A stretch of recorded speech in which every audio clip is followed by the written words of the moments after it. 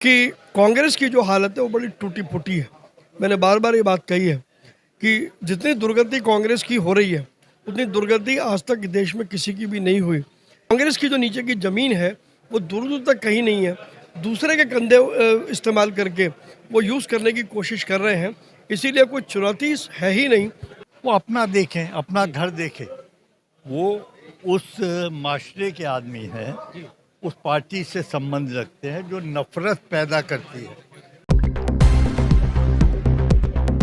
दिल्ली की 7 सीटों में चांदनी चौक अहम सीट मानी जाती है, जहां पर पिछले 2 बार यानी 10 सालों से पूर्व केंद्रीय स्वास्थ्य मंत्री डॉक्टर हर्षवर्धन सांसद हैं।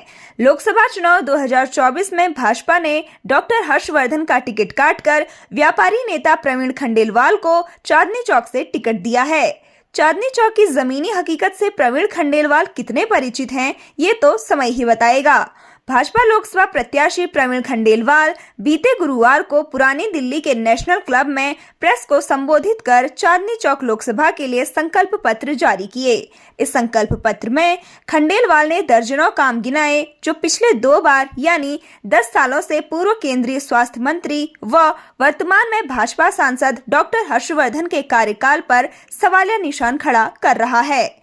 भाजपा प्रत्याशी प्रवीण खंडेलवाल ने कहा कि चांदनी चौक लोकसभा क्षेत्र के जनता नरकीय जीवन जी रही है। यही नहीं, उन्होंने दर्जनों ऐसे काम गिनाए जिससे चांदनी चौक की जनता को विकास से वंचित रहना पड़ा। आजादपुर सब्जी मंडी एशिया की सबसे बड़ी सब्जी मंडी है, लेकिन वहाँ पर जिस प्रकार की हालत है वो हालत बड़ी खराब है। दूसरा, आजादपुर सब्जी मंडी में लॉ एंड ऑर्डर की बहुत बड़ी प्रॉब्लम है। हम सब जानते हैं कि जो बाहर से लोग आते हैं वो अपने साथ धनराशि लेकर के आते हैं। मैं आजादपुर सब्जी मंडी में मैंने दौरा किया था, तो वहाँ के लोगों ने मुझे कहा कि उनके पास क्योंकि जब वो सामान बेचते हैं तो कैश पैसा वहाँ के व्यापारी को होता है, जो सामान खरीदते हैं वो भी कैश लेकर के आते हैं, तो वो एक समस्या है। तो उस समस्या को भी वहाँ की लॉ एंड ऑर्डर, वहाँ का ट्रैफिक, वहाँ अभी भी अगर एक बार अंदर चले जाओ तो बाहर निकलना मुश्किल था। तो आजादपुर सब्जी मंडी को भी हम अच्छा विकसित करेंगे, ऐसा मेरा संकल्प है। और मेरे चुनाव क्षेत्र में बहुत सारी झुग्गी झोंपड़ी और स्लम बस्ती का एरिया है, वो मेरे लिए बड़ा चिंता का विषय है, क्योंकि मैं कभी इन दिनों में गया हूँ, वहाँ की हालत बहुत खराब है। मतलब शौचालय की वहाँ पर शौचालय तक की वहाँ पर प्रॉब्लम है। एक एरिया मुझे ऐसा पता लगा कि 100-150 लोग रहते हैं और उनके इस्तेमाल करने के लिए केवल एक ही शौचालय है। वो जो नरक का जीवन जी रहे हैं, मैं उनको नरक के जीवन से निकालना चाहता हूँ। गौरतलब है कि पिछले 10 वर्षों से चांदनी चौक क्षेत्र में बीजेपी के सांसद रहे, उसके बावजूद भी क्षेत्र विकास से अछूता रहा और इसे बीजेपी के प्रत्याशी प्रवीण खंडेलवाल भी मानते हैं कि पिछले 10 सालों से क्षेत्र में कोई विकास नहीं हुआ है। अब खंडेलवाल दावा कर रहे हैं कि अगर वो जीत कर आते हैं क्षेत्र में विकास करेंगे। इसकी गारंटी कौन लेगा कि पिछले 10 सालों से भाजपा का सांसद रहते हुए जो काम नहीं हुए क्या अब होंगे, या ये सिर्फ एक चुनावी बातें हैं। दिल्ली में एक उस पार्टी की बी टीम बन गई है जिस पार्टी के नेताओं ने उनके नेताओं को ओपनली गालियां भी दी हैं, उनके खिलाफ चार्जशीट भी दी है और आरोप पत्र भी दाखिल किए हैं। उसके बाद ऐसी क्या मजबूरी है कांग्रेस की कि उनको उन्हीं के साथ में चुनाव लड़ना पड़ रहा है। इसका मतलब बड़ा साफ है कि कांग्रेस की जो नीचे की ज़मीन है वो दूर दूर तक कहीं नहीं है। दूसरे के कंधे इस्तेमाल करके वो यूज़ करने की कोशिश कर रहे हैं, इसीलिए कोई चुनौती है ही नहीं। ना उनके पास नीति है, ना नेता है, ना नेतृत्व है, ना लोग हैं, तो चुनाव क्यों लड़ रहे हैं मेरे को समझ में नहीं आ रहा। सर, आपके क्षेत्र के चुनावी क्षेत्र के मुख्य मुद्दे क्या हैं जिसको लेकर आप जनता के बीच में?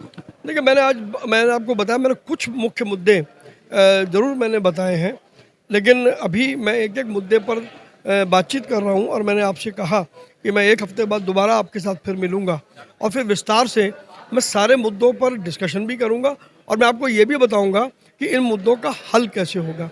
तभी तो विश्वसनीयता बढ़ेगी, नहीं तो चुनाव के वक्त तो लोग वादे बहुत करते हैं। आपको एक व्यापार चांदनी चौक लोकसभा से इंडिया गठबंधन के कांग्रेस प्रत्याशी जयप्रकाश अग्रवाल ने भी माना है कि पिछले 10 सालों से क्षेत्र में कोई विकास नहीं हुआ है। उन्होंने बीजेपी के सांसद डॉक्टर हर्षवर्धन पर बोलते हुए कहा कि बीजेपी के सांसद सदन में चुप बैठे रहे, उन्होंने क्षेत्र का कभी कोई विषय नहीं उठाया। मुझे लगता है यहाँ बीजेपी का कोई कैंडिडेट है, मुझे किसी के नाम से मतलब थोड़ी है। वो इंडिविजुअल थोड़ी लड़ रहे हैं, वो इंडिपेंडेंट। तो अगर 10 साल में बीजेपी के जो भी सांसद थे वो संसद में चुप होकर बैठे, तो ये भी तो उसी कड़ी का हिस्सा है। तो यही माना जाएगा ना, ये भी वहाँ सरकार से डर कर चुप बैठेंगे, क्योंकि आज तक कभी इन्होंने सरकार के सामने कोई चुनौती पेश नहीं करी किसी का भी काम कराने के लिए। जी, प्रवीण खंडेलवाल का कहना है कि कांग्रेस जो है टूट चुकी है, बिखर चुकी है और वो दूसरे के कंधे पर बंदूक चला रही है। और अपना देखें, अपना घर देखें, वो उस माशरे के आदमी हैं, उस पार्टी से संबंध रखते हैं जो नफरत पैदा करती है, जो नफरत का बीज बोती है, जो लोगों में दहशत पैदा करते हैं, चुनी हुई सरकारों को तोड़ते हैं, मुख्यमंत्री को जेल में भेजते हैं। उनसे कहो अपनी सफाई पेश करें, हमारी तरफ ना देखें। पिछले 10 सालों से यहाँ बीजेपी के सांसद हर्षवर्धन रहे हैं। क्या लगता है कि पिछले 10 सालों का कार्यकाल कुछ ऐसा है जिसपे प्रवीण खंडेलवाल चुनाव लड़ सकते हैं? उन्होंने जब उम्मीदवार बदला तो इससे ही समझ जाइए कि वो बिल्कुल जीरो थे और आगे आने वाला आदमी भी जीरो है। तो फिर कोई विजन ही नहीं है, कोई जब पार्लियामेंट में आप चुप रहे, बोले ही नहीं एक लफ्ज, तो यही माना जाएगा ना कि आपको बिल्कुल भी मालूम ही नहीं किस क्षेत्र के बारे में।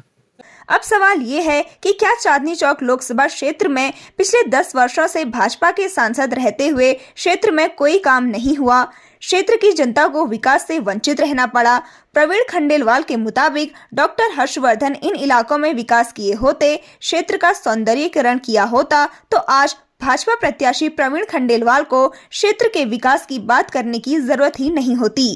क्षेत्र की जनता कैसे विश्वास करे कि प्रवीण खंडेलवाल जीत कर आते हैं तो क्षेत्रवासियों की आशाओं पर खड़े उतरेंगे।